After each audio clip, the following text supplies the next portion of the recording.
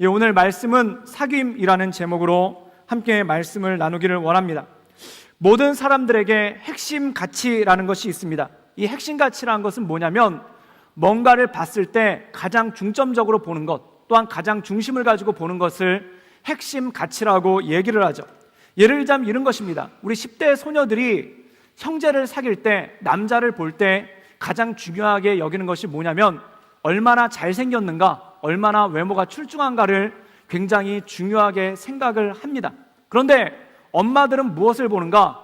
잘생긴 형제, 오빠가 잘생겼나 잘생기지 않았나, 이걸 보는 것이 아니라 그 형제가 얼마나 공부를 잘하느냐, 이것을 보는 경우가 굉장히 많습니다. 그런데 여기서 엄마들이 보는 공부를 잘한다는 의미는 단순히 머리가 좋고 또한 어떤 학습 능력이 뛰어나다는 것이 아니라 이 사람이 얼마나 성실한가를 보는 것이 그 안에 있다라는 것이죠.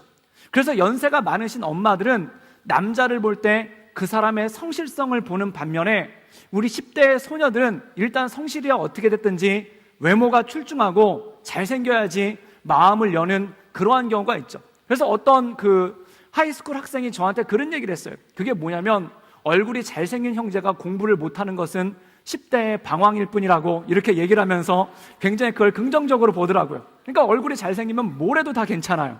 그런데 이 엄마들 입장에서 보면은 굉장히 불안하죠. 그리고 또 엄마들은 잘생긴 형제들을 안 좋아합니다. 그 이유가 뭐냐면은 잘생긴 형제들은 얼굴값을 한다라는 그 마음이 있기 때문에 너무 예쁘고 너무 잘생기면은 그 사람에 대해서 약간의 거부감을 느끼는 그러한 모습이 있기도 하죠. 이것이 뭐냐면 바로 관점의 차이, 핵심 가치의 차이라는 것입니다. 그런데 단지 형제를 보는 것만 또는 남자를 보는 것만, 사람을 보는 것만으로도 관점의 차이가 있는 것이 아니라 우리가 삶을 살아갈 때 우리 인생 가운데 우리의 인생을 이끌어가는 관점, 즉 핵심 가치라는 것이 우리 삶 가운데 있다는 것입니다.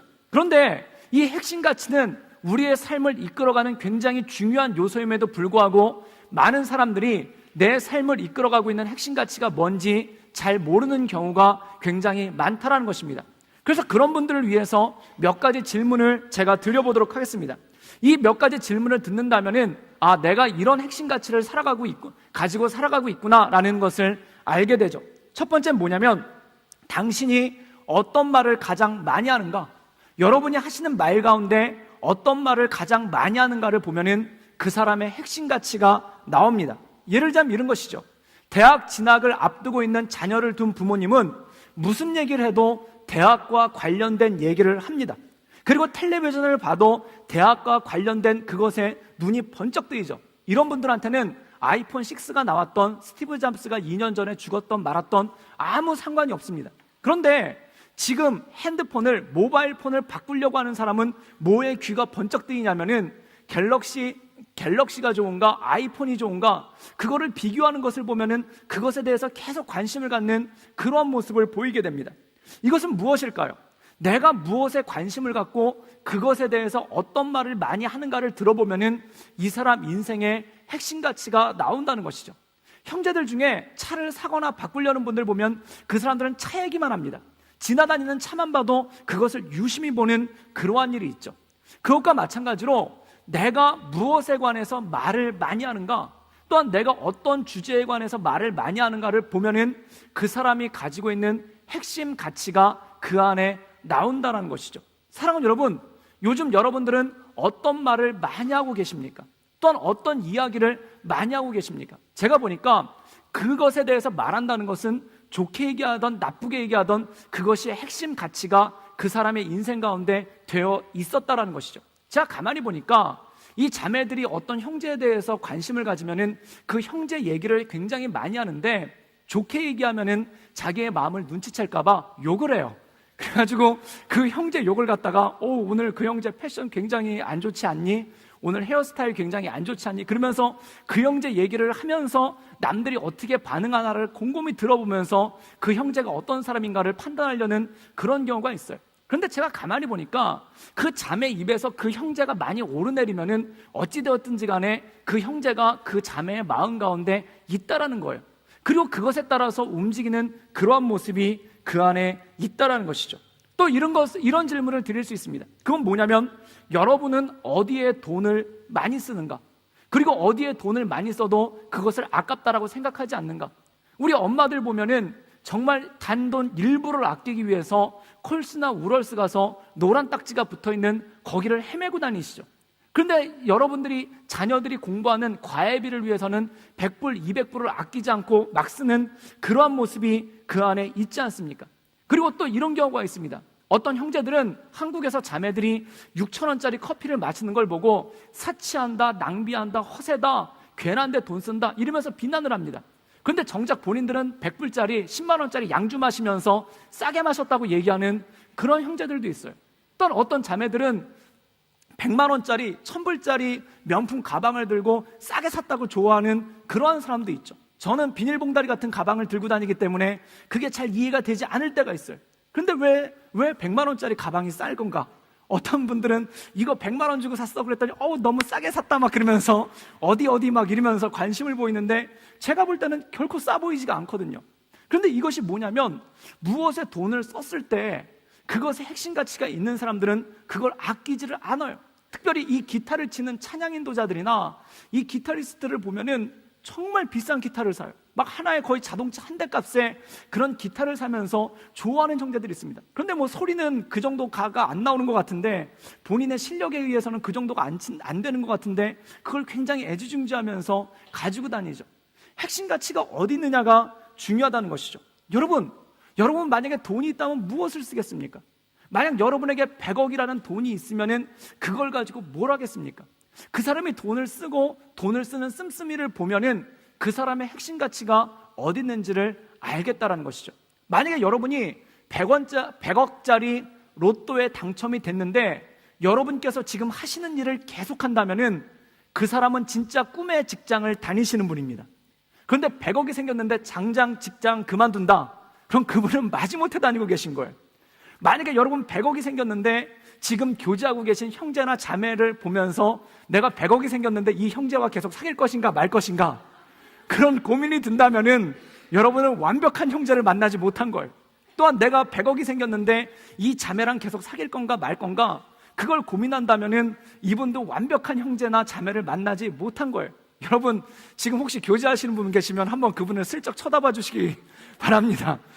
내가 100억이 생겨도 이 사람과 계속 사귈 수 있을 것인지, 내가 100억이 생겨도 마음이 변치 않을 것인지, 만약에 100억이 생겨도 내가 이 사람과 평생을 함께 하겠다 그러면 정말 천생연분을 만나신 거예요. 근데 100억이 생기면 한번 생각해 보겠다. 내가 100억 생기면 왜 너랑 만나야 되지? 이런 고민이 들기 시작하신다면은 기도 열심히 하시고 금식하시고 주님의 음성을 듣고 그리고 다시 한번 교제를 시도하시기를 주님의 이름으로 축복합니다. 왜냐하면 마음이 딴 데가 있을 확률이 굉장히 높아요. 그래서 그 사람의 돈 씀씀이를 가만히 보면은 그 사람 인생의 핵심 가치가 어디 있는지를 알 수가 있다라는 것이죠. 또 이런 것이 있습니다. 당신은 사람이 말려도 다른 사람이 못하게 말려도 하는 것이 무엇이 있는가? 그것을 보면 그 사람의 핵심 가치가 나온다는 거예요. 만약에 인생에 공부의 핵심 가치가 있는 사람이면 공부하다 병이 들고 공부하다 눈이 막 아프고 공부하다 코피가 쏟아져도 공부를 하겠죠. 엄마가 와가지고 이놈의 공부가 웬수야 그러면서 막 책을 갖다 찢어버리고 책을 불태우고 네 몸이 더 중요하지 공부가 더 중요한 게 아니다. 그런데 아니에요 어머니 저는 공부를 해야 돼요 라고 이렇게 보시는 분은 없으리라 생각이 됩니다. 그런데 게임하시는 분들 그런 분들이 있어요. 정말 목숨을 걸고 게임하시는 분들이 있어요. 정말 죽으면 죽으리라는 마음을 가지고 엄마가 컴퓨터를 갖다 팔아도 어떻게든 주워와가지고 게임하시는 그런 분들이 있어요. 그건 뭡니까? 내가 말려도 다른 사람들이 그건 아니라고 얘기를 해도 그것에 대해서 집중할 수 있다라면은 그것은 그 사람 인생의 핵심 가치라는 것이죠. 이 핵심 가치를 다른 말로 얘기하면 뭐라고 얘기하냐면은 열정이라고 얘기합니다. 즉 얼마나 내 인생을 불태울 만한 열정을 가지고 있는가? 사랑하는 여러분, 세상을 가장 재미없게 사는 사람은 어떤 사람이냐면 열정이 없는 사람입니다. 게다가 청년의 때, 젊을 때 열정이 없다면 그 사람만큼 인생이 어려운 사람은 없다라는 것이죠. 그렇다면 열정이란 무엇인가? 그리고 우리 인생 가운데 어떻게 하면 이 열정을 붙돋을 수 있고 또한 이 열정 가운데 어떻게 살 것인가 하는 말씀이 오늘 말씀 가운데 나온다는 것이죠. 우리 로마서 15장 23절과 24절의 말씀을 읽겠습니다. 우리 다 같이 읽겠습니다. 이제는 지방에 일할 곳이 없고 또 여러 해 전부터 언제든지 서반으로 갈 때 너희에게 가기를 바라고 있었으니 이는 지나가는 길에 너희를 보고 먼저 너희와 사귐으로 얼마간 기쁨을 가진 후에 너희를 그리로 보내주기를 바람이라. 오늘 말씀 가운데 보면은 한 가지 눈에 들어오는 단어가 있는데 그 단어가 뭐냐면 바로 사귐이라는 단어입니다. 여러분, 우리가 사귄다라는 표현을 할 때 언제 사귄다고 얘기를 합니까?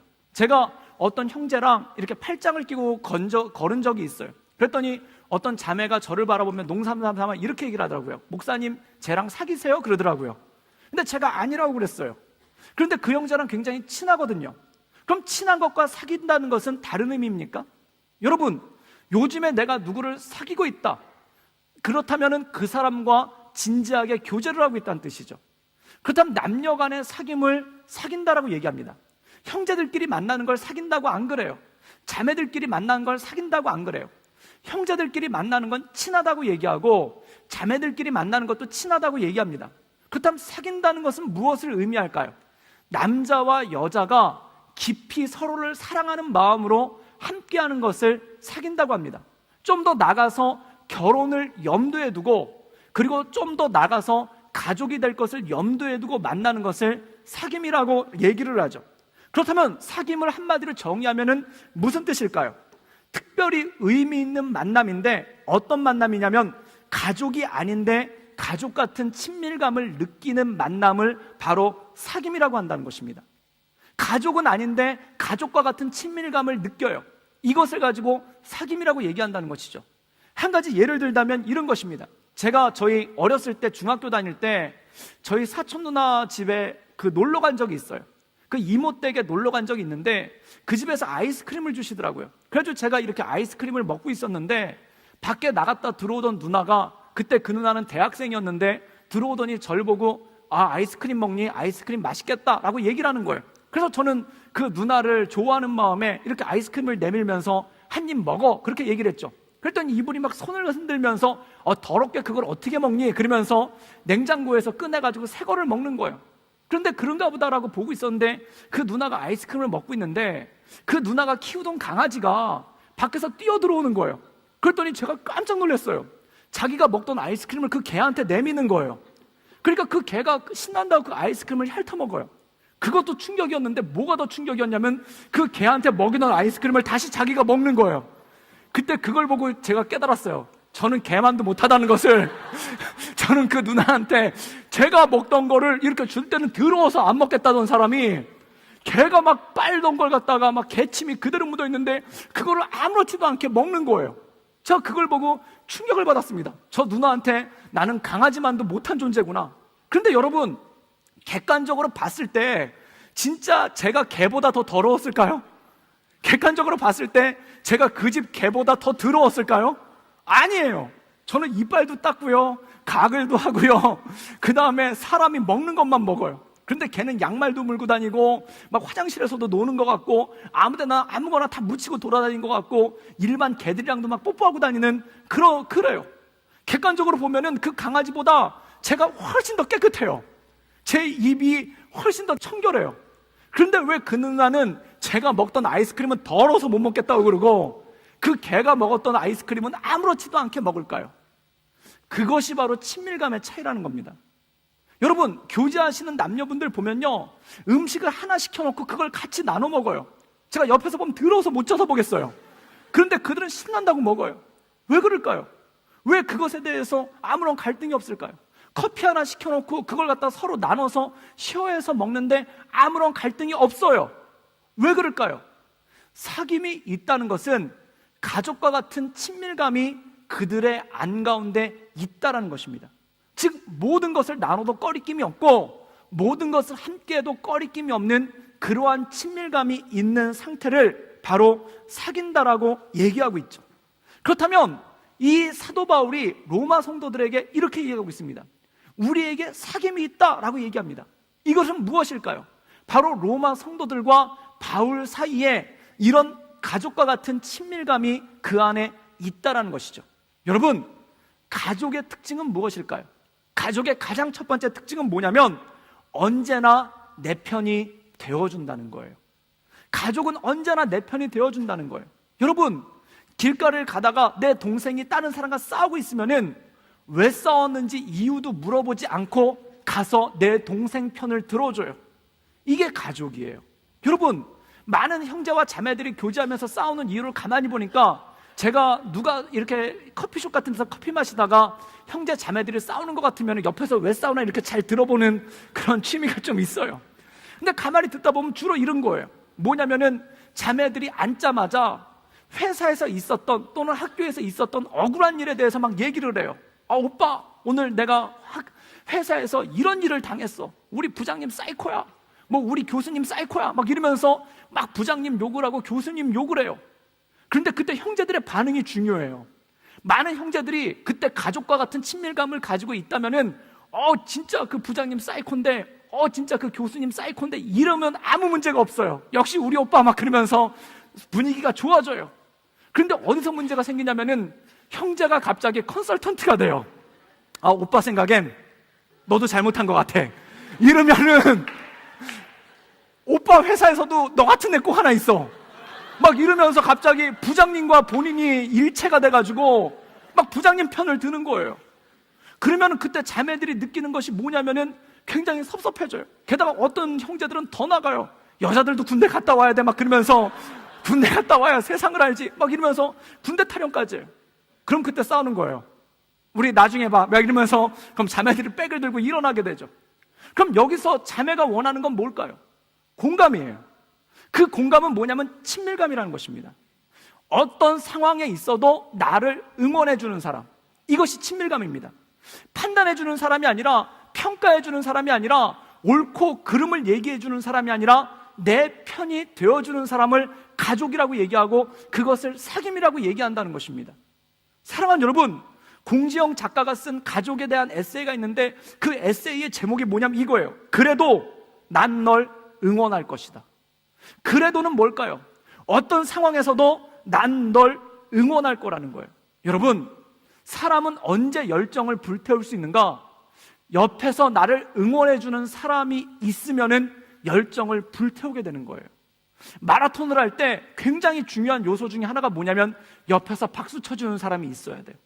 마라톤을 할 때 보면, 마라톤 경기를 할 때 보면은 옆에서 응원해주는 사람들이 있어요. 전에 저도 10km짜리 단축 마라톤을 한번 나간 적이 있는데 10km가 말이 쉽지 진짜 뛰다 보면 5km만 뛰어도 혓바닥이 나와요.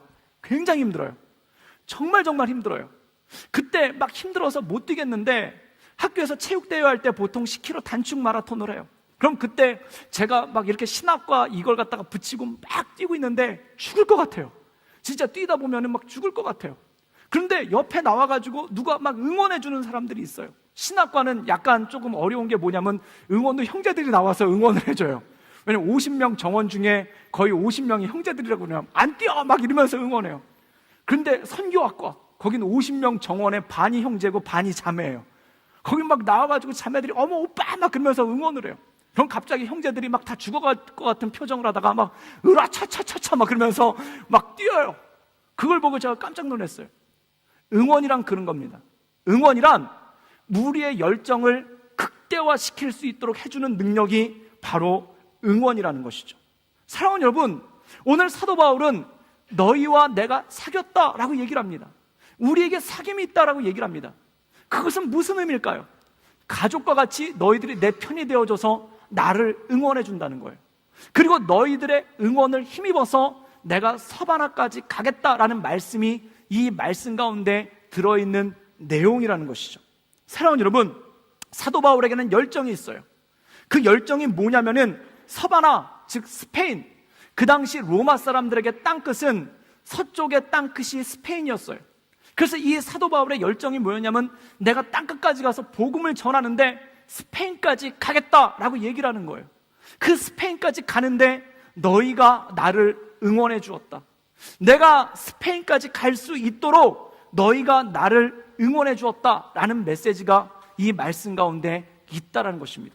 사랑하는 여러분, 여러분 인생 가운데 여러분을 응원해주는 사람이 있기를 주님의 이름으로 축복합니다. 잘하고 있다고, 힘내라고, 너의 열정이 너무나 귀하다고 응원해주는 사람이 있기를 주님의 이름으로 축복합니다. 근데 중요한 게 있습니다.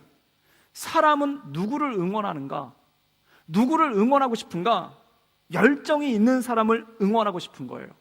마라톤을 할 때도요, 땀을 뻘뻘 흘리면서 그렇게 뛰는 사람을 응원하려고 그러지, 안 뛰고 자꾸 누워있는 사람, 그리고 자꾸 포기한다고 하는 사람, 못 뛰겠다고 하는 사람은 응원을 하려다가 나중에는 책망을 하게 되는 그런 일이 있죠.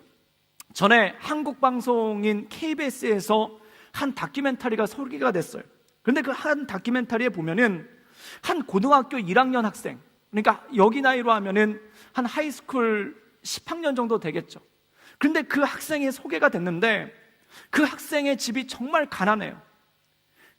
방 한 칸에, 거의 작은 방 한 칸에 네 가족이, 엄마 아빠와 동생과 그 자매가 네 가족이 함께 살아요.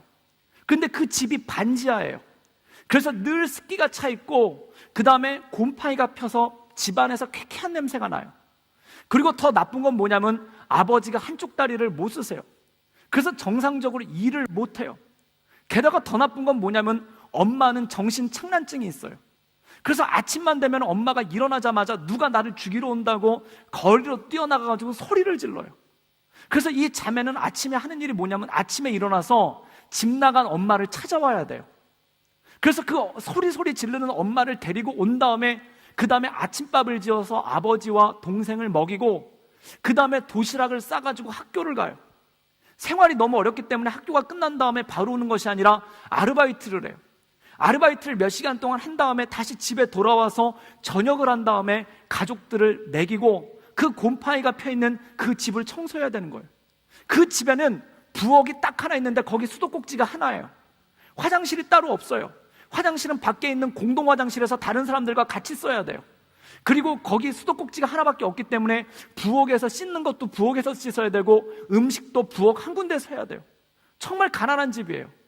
그런데 이 자매가 그렇게 힘들게 하루를 끝낸 다음에 자기도 잠을 자는 게 아니라 한쪽 구석에 박스로 쳐진 조그만 공간이 있어요. 라면 박스 같은 걸 구겨가지고 만든 조그만 공간이 있는데 거기 이 강대상보다 더 작은 책상이 있어요. 거기 앉아가지고 공부를 하고 있는 거예요. 그러니까 다큐멘터리를 그 자매의 하루를 갖다 계속 스케치하고 찍던 이 다큐멘터리 작가가 VJ가 이 자매한테 처음으로 한번 질문을 했어요. 그게 뭐냐면, 힘들지 않아요? 지금 하루 종일 아침부터 이렇게 일하고 그렇게 공부하고 가족들을 돌보는데 밤중에 이렇게 일하는 거 힘들지 않아요? 라고 그렇게 물어보니까 이 자매가 뭐라고 얘기를 했냐면은, 이렇게라도 하지 않으면 저에게 무슨 희망이 있겠어요? 그 한마디를 하고 그 어두운 불안에서, 그리고 엄마는 소리를 지르고 동생은 칭얼거리고 아버지는 신음하는 그 방 안에서 한쪽 구덩이에서 공부를 하다가 거기서 잠이 드는 거예요. 그 다큐멘터리가 나가고 난 다음에 6개월 이후에 그 이후라는 제목을 가지고 다큐멘터리가 다시 한번 나갔습니다. 그런데 이 자매를 취재를 한 거예요. 그런데 이 자매를 취재를 했는데 6개월 동안에 이 자매에게 큰 변화가 생겼어요. 그 첫 번째 변화가 뭐냐면, 어떤 후원가가 돈을 줘서 새 집을 구하게 해줬어요. 그래서 그 반지하 집에서 월세로 살았는데 돈을 줘서 지상 2층에 있는 방 2개짜리 집을 얻게 됐어요. 그런데 이 후원자가 돈을 주면서 조건을 하나 달았는데, 그 조건이 뭐냐면 방 2개짜리 집을 얻어줄 텐데 반드시 방 하나는 이 여고생의 공부방으로 써야 된다. 이게 조건이었어요. 그래가지고 집을 하나 누가 해줬고, 그 다음에 어떤 목수, 이 나무를 다루는 목수 아저씨가 이 자매를 위해서 책상을 하나 만들어줬어요. 그래서 책상을 만들어줬는데 이 자매를 위한 맞춤 책상이죠.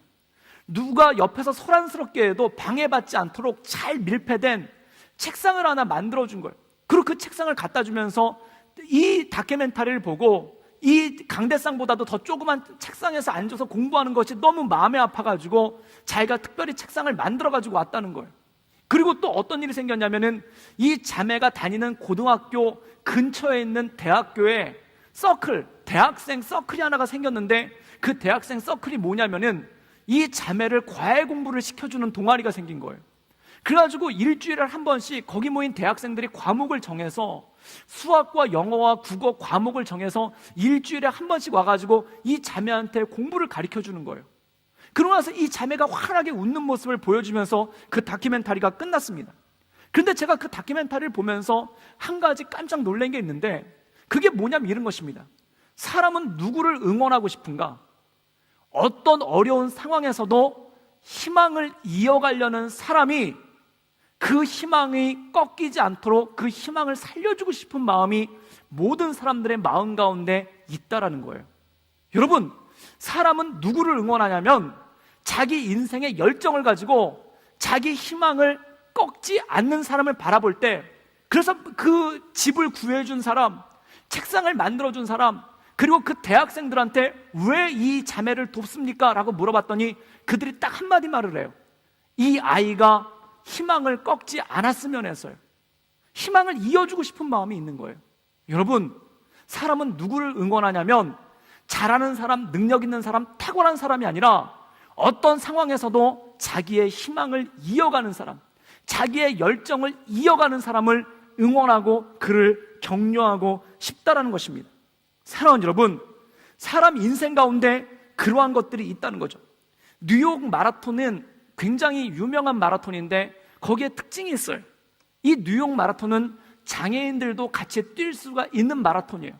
그런데 언제부터 그런 일이 생기기 시작했냐면은 조 코플레어비치라는 자매 여자분이 있는데 그분의 나이가 51살이에요. 그런데 어떤 질병에 걸려가지고 한쪽 다리가 계속 퇴행을 해가지고 나중에는 걷지를 못하게 됐어요. 그런데 이분이 이 마라톤에 목발을 짚고 출전을 했어요. 그런데 얼마를 뛰었냐면은 29시간 45분을 뛰어서 마라톤 코스 42km를 완주를 했어요. 그런데 놀라운 일은 뭐냐면, 마라톤 뛰어보신 분들은 알겠지만 5시간이 넘어가면 그 다음부터는 기록으로 안 쳐줘요. 마라톤을 뛰다가 5시간이 넘어가면 스타프들이 다 철수를 하고 방송국도 철수를 하고, 그 다음에 뭐가 있냐면은, 저도 한번 그랬던 적이 있는데 이렇게 5시간이 지나잖아요. 그럼 뒤에서 버스가 따라와요. 수십 대의 버스가 따라오면서 타라고 그래요. 그러면은 거기 버스를 안 타고는 못 배겨요. 그럼 그거 타고 그냥 집에 오는 거예요. 그런데 이 5시간이 지나면은 모든 사람들이, 그 마라톤에 관계된 모든 스타프들이 다 철수를 하거든요. 그런데 이 자매가 목발을 짚고 이 코스를 계속 뛴 거예요. 5시간이 지났어요. 스타프들이 다 집에 갔고 그것을 촬영하던 사람들이 다 집에 갔어요. 그런데 이 자매 혼자 계속 뛰고 있는 거예요. 멈추지 않고 뛰고 있는 거예요. 나중에 관계자들이 와서, 교통경찰들이 와서 얘기했어요. 위험하니까 그만 뛰라고 그랬어요. 그런데 이분이 계속 뛰는 거예요. 그럴 때 나중에 어떻게 됐는가? 철수했던 스타프들이 다시 돌아왔어요. 그래서 그들이 교통을 막아주고, 그 다음에 철수했던 방송국 직원들이 와가지고 그 자매가 완주할 때까지 계속 뒤에서 따라가면서 찍고, 그 다음에 거리에 시민들이 나와서 이 자매가 완주할 때까지 계속 박수를 쳐줬어요. 그래서 이 자매가 29시간 45분 만에 42km를 완주를 끝낸 그런 기록이 있습니다. 그 이후로 뉴욕 마라톤에는 모든 장애를 가진 사람들도 다 참여할 수 있는 그러한 룰이 생겼다고 그래요. 여러분, 사람은 누구를 응원하는가? 포기하지 않는 사람, 자기의 열정을 가지고 포기하지 않는 사람을 응원하고 그 사람이 온전히 나갈 수 있도록 도와준다는 것입니다. 여러분 인생 가운데 여러분을 응원하는 사람이 없다라면 여러분의 인생을 되돌아보십시오. 나는 계속 달리고 있는가? 나는 계속 뛰고 있는가? 저는 고등학교 2학년 때 책을 한 권을 읽었어요. 그 책의 제목이 뭐냐면 나의 라임 오렌지 나무라는 책이에요. 영어 제목으로 보니까 My Sweet Orange Tree라고 나오더라고요. 나의 라임 오렌지 나무라는 그 책이 있는데 거기 보면 주인공이 제제라는 소년이 나와요. 어린아이가 나와요. 그런데 이 어린아이의 집이 엄청나게 가난해요. 너무너무 가난해요. 아버지는 실업자고 엄마는 가서 돈을 벌어요. 그리고 형들이나 누나가 이 제제라는 아이한테 친절하게 대해주지를 않았어요. 그런데 어느 날 크리스마스가 된 거예요. 크리스마스 이브가 됐는데 거리에서는 음악 소리가 나고 사람들이 선물을 사는 모습을 보고 이 제제라는 아이 마음 가운데 소망이 생겨요. 그게 뭐냐면 나도 크리스마스 선물을 받아보고 싶다. 그래서 양말을 이 집은 너무 가난해서 크리스마스 트리도 못 만들었어요. 근데 양말을 갖다가 자기 밖에 있는 집 앞에 나무에다 걸어놓은 거예요. 그리고 기도를 했어요. 나한테도 선물을 주십시오 라고 기도했어요. 그랬더니 형이 비웃었어요. 우리 같은 가난뱅이들한테는 선물을 아무도 안 줘. 그 선물은 산타 할아버지가 주는 게 아니라, 예수님이 주는 게 아니라 아버지가 사주는 건데, 우리 아버지는 실업자야. 봐, 저기 봐, 술 먹고 누워있잖아. 아무도 우리한테 선물 안 해 라고 얘기를 했는데도 불구하고 이 제재라는 아이가 걷다가 양말을 걸었어요. 그리고 기도를 했어요. 크리스마스 아침이 됐어요. 나가봤어요. 양말이 그대로 비어있는 거예요. 양말 속에 아무것도 없는 거예요. 그때 이 아이가 눈물이 터져요. 그래가지고 이 아이가 밖을 갖다 거닐고 있는데 옆집을 보게 됐어요. 그때 옆집 아이들이 크리스마스 선물을 받고 즐거워하는 모습을 보았어요. 그때 이 아이가 하늘을 향해서 이렇게 얘기해요. 아기 예수, 넌 나빠. 아기 예수, 너는 부자들만을 위해서 왔지 가난한 나를 위해서는 오지 않았어. 그러면서 막 울부짖는 장면이 나와요. 제가 그 고등학교 2학년 때 그걸 보다가 너무 가슴이 아팠어요. 너무 가슴이 아파가지고, 물론 책 안에 있는 내용이지만 너무 가슴이 아픈 거예요. 그래가지고 그때가 12월 달이었는데 저희 고등학교 2학년 공과 공부 시간에 그것에 대해서 나눴어요. 제가 나의 라임 오렌지 나무라는 이 책을 읽었는데 여기 제재라는 어린이 이야기를 듣고 너무 가슴이 아팠습니다. 그리고 이런 얘기를 했죠. 혹시 내가 살고 있는 서울에서도 이 제재 같은 애가 있어서 하늘을 바라보면서 아기 예수 나빠 라고 그렇게 원망하는 애들이 있으면 어떻겠습니까? 라고 제가 나눴어요. 그랬더니 그때 제 친구 하나가 이런 얘기를 하는 거예요. 서울에도 그런 지역이 있습니다. 그 관악산 자락 밑에 판자촌이 있다는 거예요. 거기 쪽방촌이 있다는 거예요. 거기 가면 그런 애들이 많다는 거예요. 그랬더니 옆에 있던 자매 하나가 이런 얘기를 한 거예요. 그러면 우리 그 아이들한테 크리스마스 선물을 주죠. 그래가지고 그 고등학교 2학년 그 5명 되는 공과공부반 애들이 공과공부를 하다가 이 크리스마스 때 애들한테 선물을 주기 위해서 계획을 짠 거예요. 그래가지고 그 계획을 뭐라고 했냐, 오렌지 프로젝트라고 했어요. 그래가지고 그 오렌지 프로젝트를 하면서 어떻게 선물을 줄 거냐, 일단 용돈을 다 걷어보자. 그래가지고 용돈을 다 걷어서 펀드를 마련을 했죠. 택도 없죠. 그리고 그 용돈을 가지고 한번 거기 답사를 가봤어요. 판자촌이 어마어마한 게 한 거예요. 산 하나가 다 빈민 간 거예요. 그래가지고 우리가 가진 돈으로는 여기 있는 애들한테 줄 수가 없다. 그래가지고 어떻게 하면 좋을까? 그렇게 얘기를 했더니 어떤 한 사람이 이렇게 얘기를 한 거예요. 우리 교회 주일날 예배 드릴 때 거기서 펀드레이징을 좀 하자. 그래가지고 집에서 냉장고 박스를 하나 갖다 놓고, 커다란 냉장고 박스를 갖다 놓고 걷다가 집에서 쓰시지 않는 어느 동에 있는 산동네 애들한테 선물을 주려고 하는데, 집에서 쓰시지 않는 장난감이나 옷가지나 아니면은 먹을 거나 아니면 학용품 같은 게 있으면 넣어주세요. 그렇게 냉장고 박스에다 써가지고 교회 뒤에다 놨어요. 깜짝 놀랐습니다. 2주가 지났는데 그게 꽉 찬 거예요.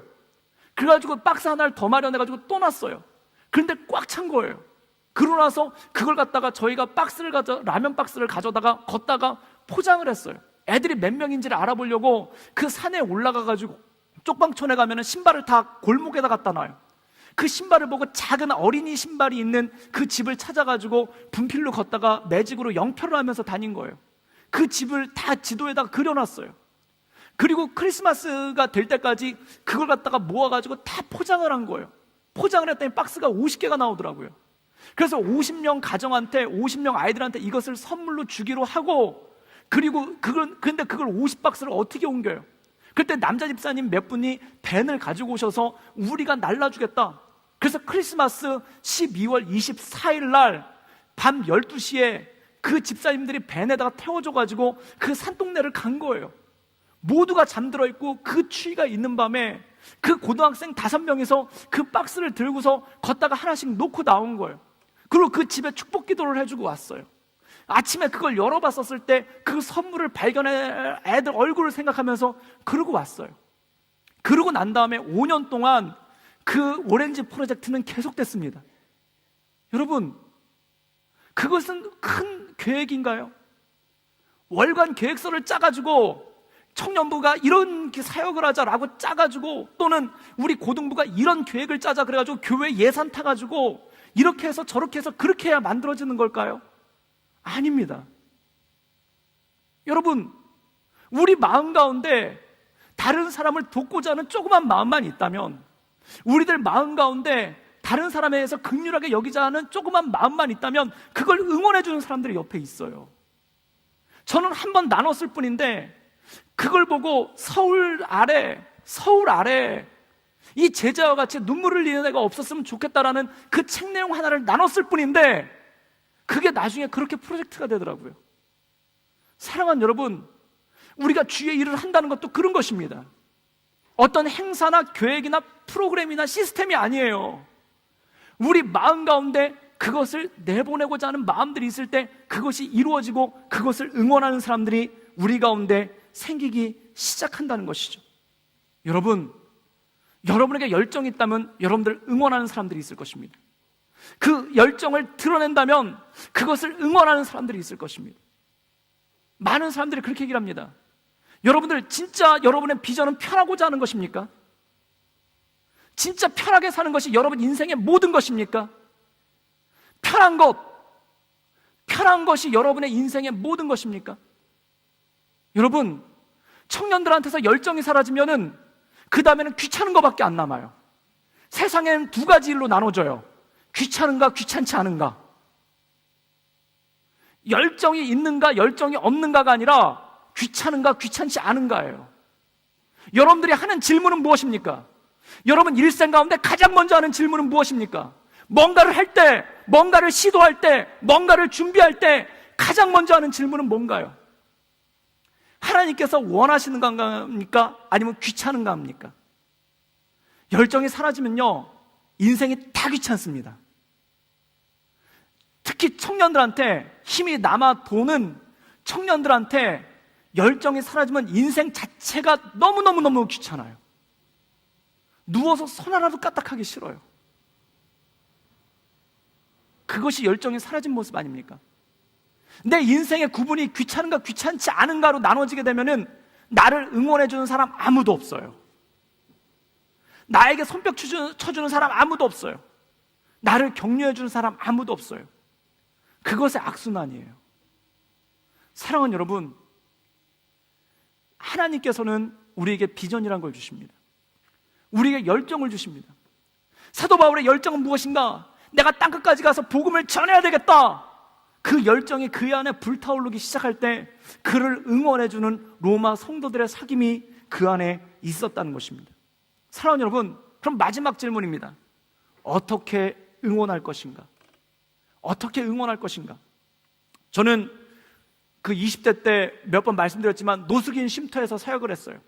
그리고 거기 영등포 역전에 쪽방촌이라고 해서 200세대의 무허가 판자촌이 있어요.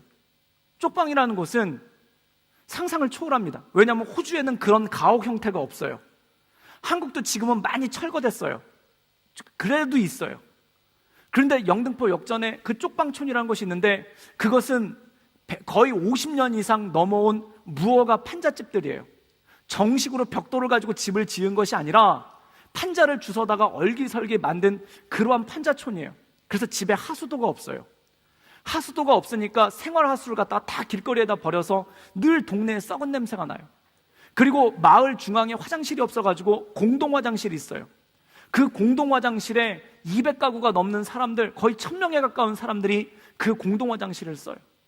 2스퀘어가 안 되는 방에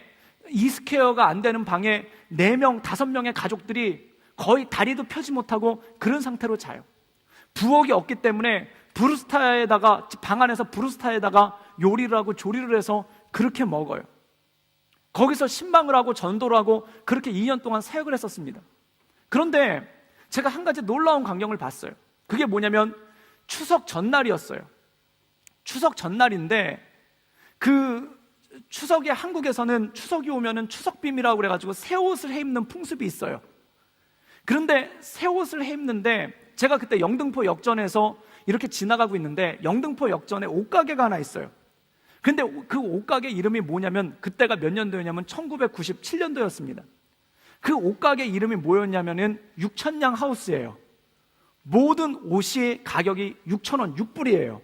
굉장히 싸죠. 바지, 잠바, 티셔츠 다 6불이에요. 그런데 그게 왜 그랬냐면은 그때 IMF 직전이었기 때문에 섬유 공장들이, 옷 공장들이 굉장히 많이 망했어요. 그래서 그 망한 회사에서 창고가 열리면서 옷이 쏟아져 나온 거예요. 요즘으로 치면은 뭐 사장님이 미쳤어요 뭐 이런 거 있잖아요. 그게 그 6천냥 하우스예요. 모든 옷이 6,000원이에요. 질도 굉장히 안 좋아요. 그런데 거기도 저는 거기를 굉장히 자주 애용을 했었는데, 그 앞에서 이렇게 보고 있는데 제가 아는 가족이 온 거예요. 엄마 1명에 애들 2명. 그런데 애들은 하나는 15살, 하나는 11살이에요. 그런데 그 애들이 왔는데 옷을 사러 온 것 같아요. 내일이 추석이니까 추석 새 옷을 사러 온 것 같아요. 그런데 그 엄마는 한쪽 다리를 못 쓰세요. 그런데 생업이 없기 때문에 뭘 하냐면은 면봉이라는 그 면봉을 갖다가 다발을 갖다 해서 1,000원에 팔고 다니시는 분이에요. 그걸 갖다가 하루 종일 그걸 팔고 아픈 다리를 움직이면서 그러고 팔고 다니는 분이에요. 그런데 그분이 그 영등포 쪽방촌에 사시는 분인데, 그분이 자기 애들한테 추석 옷을 해주고 싶은 거예요. 맨날 교회에서 주는 구호품 옷만 입다가 애들한테 새 옷을 사주고 싶은 거예요. 그래가지고 이분이 애들을 데리고 어디로 왔냐면 이 영등포 쪽방에 사는 분이 6천냥 하우스에 애들한테 옷을 사주려고 온 거예요. 그런데 이 애들 표정이 너무 안 좋은 거예요. 특히 15살 된 남자의 표정은 막 일그러졌어요. 그 얼굴에 진짜 나 화났어가 얼굴에 써 있어요. 그런데 엄마가 계속 옷을 입어보라고 이렇게 옷을 대주니까 얘가 나중에 그 옷을 갖다 확 치워버리고 그냥 가버리는 거예요. 제가 그걸 갖다가 뒤에서 보고 있다가 너무 민망해서 아는 척을 안 했어요. 애는 가버리고 엄마는 그냥 황망하게 서 계시죠. 나중에 그 하루가 가기 전에 그 애를 불렀어요. 불러가지고 물어봤죠. 너 엄마가 옷 사주려고 했는데 왜 갔니? 라고 물어봤더니 걔가 이런 얘기를 하는 거예요. 그 당시에 한국에서 나이키라는 브랜드가 굉장히 많았습니다. 다 청소년들은 브랜드 옷을 입을 때예요. 그래서 오죽하면 영화 중에 어떤 영화도 있어요? 나의 나이키라는 영화도 있었을 때예요. 청소년들이 브랜드에 얼마나 관심이 많은지. 근데 얘가 맨날 헌옷만 있다가 엄마가 옷을 사준다고 데리고 나가니까 내심 기대를 한 거예요. 어떤 브랜드 옷을 사줄까 하고 그 내심 기대를 하고 있는데 6천냥 하우스를 데려가니까 얘가 마음이 너무 상한 거예요. 그래가지고 거기서 화를 내버리고 그냥 온 거죠. 그래서 제가 걔를 꾸짖었어요. 엄마는 너를 위해서 최선을 다하신다. 그런데 네가 지금 엄마한테 상처를 주었다. 너는 엄마한테 사과해야 된다 라고 얘기를 했어요. 그랬더니 그 애가 막 울어요. 자기도 안 돼요. 그런데 우리가 왜 이렇게 가난한지 모르겠대요. 그리고 이런 현실이 싫고 이런 가난이 싫고 이런 모습이 싫대요. 그리고 울어요. 그래서 한참 우는 동안 냅두다가 같이 기도해주고 그리고 돌려보냈죠. 그러고 났는데 며칠이 지났어요. 그런 다음에 이 아이가 교회를 왔더라고요. 표정이 환했어요. 그래서 이 아이한테 물어봤죠. 엄마한테 사과는 했느냐라고 물어봤더니 사과를 했대요. 어떻게 사과를 했느냐라고 물어봤더니 그 얘기를 하더라고요. 동생이랑 그 추석날 엄마가 아침에 이렇게 그 좁은 방을 갖다 걸레로 이렇게 훔치고 있는데, 걸레로 이렇게 바닥을 닦고 있는데 그때 뒤에서 동생이랑 같이 뒤에서 가만히 이렇게 꼭 안아줬다는 거예요. 그래서 그걸 닦다가 엄마도 눈물이 나고 자기들도 눈물이 나서 1시간 동안 그러고 한참 울었다는 거예요. 그러고 다 끝난 거예요. 여러분, 응원이란 그런 것입니다. 가족이 가족을 응원한다는 것, 그냥 손만 잡아줘도, 그 손만 잡아줘도 내가 당신을 얼마나 사랑하는지 그것이 오는 거예요. 그냥 뒤에서 가만히 안아주기만 해도, 한마디 말만 건네도 그것이 얼마나 내가 당신을 사랑하고 얼마나 당신을 아낀다는 건지 그게 드러나는 거예요. 여러분, 사귐은 바로 그것입니다. 그 아이들이 뒤에서 엄마를 가만히 꼭 안아준 게 정말 아무것도 아닐 수 있어요. 그런데 그 엄마한테는 그것이 인생의 전부가 되고, 그 엄마한테는 그것이 삶의 이유가 되고, 그 엄마한테는 그것이 살아가는 힘이 되는 거예요. 응원이란 그것입니다. 사귐이란 그것입니다. 사랑하는 여러분, 여러분들도 응원할 수 있습니다. 따뜻한 마음만 있다면 여러분들도 응원할 수 있습니다. 그리고 여러분들도 응원 받을 수 있습니다. 믿음의 공동체는 거금이 오가는 것으로, 그리고 어떤 화려하고 어떤 거창한 것이 오가는 것으로 믿음의 공동체가 유지되는 것이 아닙니다. 서로에 대한 사귐과 서로에 대한 나눔과 서로에 대한 응원만 있다면 믿음의 공동체는 언제든지 서나갈 수 있는 능력이 그 안에 생긴다는 것이죠. 사랑하는 여러분, 우리에게는 서로를 응원할 능력이 있습니다. 또한 우리에게는 서로를 응원할 능력이 있습니다. 그것이 바로 우리가 나갈 청년들의 꿈이라는 것이죠. 저는 이 공지영 작가의 말을 우리 청년들한테 그대로 응용하고 싶습니다. 그래도 나는 너를 응원할 것이다. 여러분의 꿈을 응원합니다. 여러분의 열정을 응원합니다. 여러분의 비전을 응원합니다. 그리고 여러분들도 서로를 응원해 주십시오. 힘내라고 해 주십시오. 그때 서로가 달려갈 수 있는 힘이 그 안에 있다라는 것이죠.